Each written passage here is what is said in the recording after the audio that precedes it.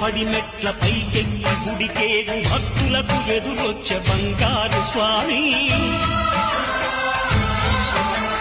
తిరుముడులు స్పృశించి శుభమును దీవించి జనతుండముల చేర జగమేడు స్వామి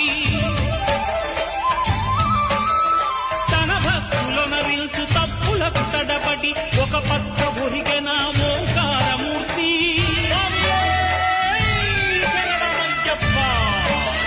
స్వాములందరూ తనకు సాయము కాదు. ఒకటవ మెట్టు శరణం పొన్నయ్యప్ప స్వామి పొన్నయ్యప్ప